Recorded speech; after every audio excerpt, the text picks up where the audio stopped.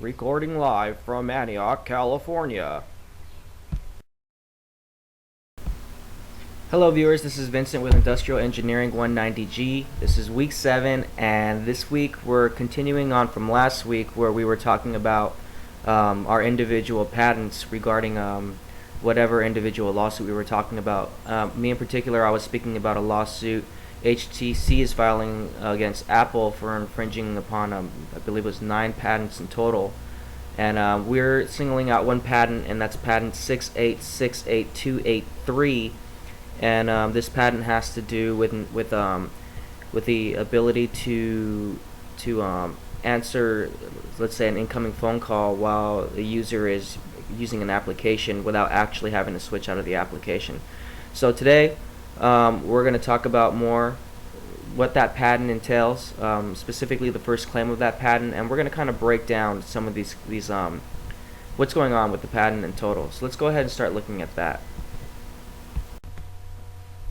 So this patent has a total of 26 claims, 3 of which are independent claims, meaning these claims kind of lay down the framework, and each of these independent claims are supported by additional dependent claims which kind of just narrow down or specify what exactly that claim entails. So for instance, the first independent claim is a claim, I'm calling it an architectural claim. I hope I'm not misstating this, but the idea is that the first claim just describes the platforms on which this idea operates on, this idea I'm calling the system. So once again, I hope I'm not misstating these terms, but what I'm saying is that this first claim is just describing the platforms that it's operating on, and then the second 2 independent claims are going to describe the method of which this system is implemented. So just so we can break it down a little more, the first main claim has 9 dependent claims. The second main claim is going to have 8 dependent claims, while the third is going to have 6 dependent claims. And let's go ahead and move on. So more about this patent and what I'm calling the system, what it's made to operate on. It's pretty specific in saying it's broad yet it's specific. It pertains specifically to portable electronic devices, and only those devices that are enabled with wireless communication capabilities.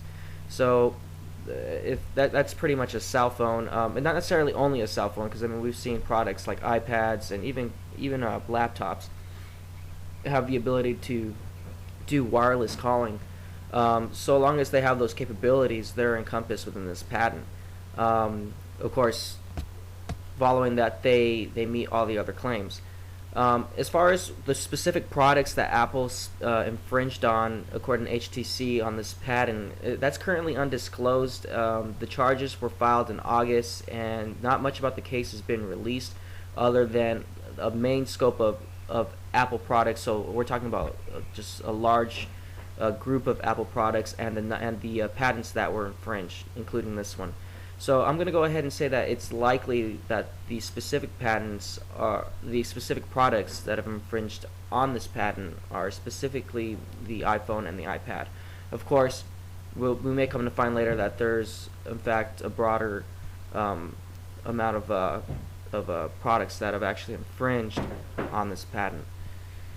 So let's talk about claim 1, and I have it here in the slide, and I hope it doesn't look like a wall of text, but basically we're just going to break down what exactly is being said here. We have a claim 1 saying that a portable electronic device is comprising of a graphic display screen. So we know that this product has to have a graphic display screen, and it has to be portable, and it has to be electronic. I know this kind of sounds obvious, but it's good for us to restate the obvious, because we might say, well, you know, my video game has my PlayStation has a graphic display screen, but it's not necessarily portable.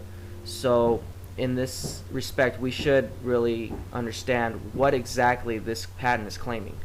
Not only that, but this patent is claiming that it has to have a wireless telephone circuit communicatively coupled with that graphic display screen. So basically, like a cell phone has a display screen, and that display screen is coupled with the ability to be a wireless phone. And so here the claim continues to say that the screen is capable of displaying not only this whatever main functions the phone actually does, but also to be able to display an application. And this is where the important part is, because now we're describing how this operates in its most rudimentary form. I'm saying that while there is an application running, a second display region comprising of a status bar, as said right here in the claim, and that said status bar should have the ability to change independent of the application, and then the user should be able to respond to that specific status bar without even having to worry about messing with the application. So they should be working independently of each other. So we're looking at it, it's pretty broad here because it doesn't say what the status bar looks like, what the status bar has exactly, just so much that it's a status bar. It's not claiming anything about the application other than that there is an application. So I'm running out of time here. Just one last point I want to make is just how yes, this patent seems to be specific, but there are a lot of capability. It's pretty broad in the sense where it doesn't necessarily state how, let's say like there's a user, it doesn't state how the user is to interact with this status bar. It could be a touch screen. It doesn't say whether it's a touch screen or not. It could simply be he uses something on the phone like a navigating bar, or whatever your phone may have and whatever ability it has to navigate. It's not specifically stating how the user interacts with it. So I'm going to go ahead and wrap up. Thank you guys for watching, and I hope you guys can come check it out next week. Hopefully we can get deeper into this patent and find out some more about what's going on. Thank you for your time.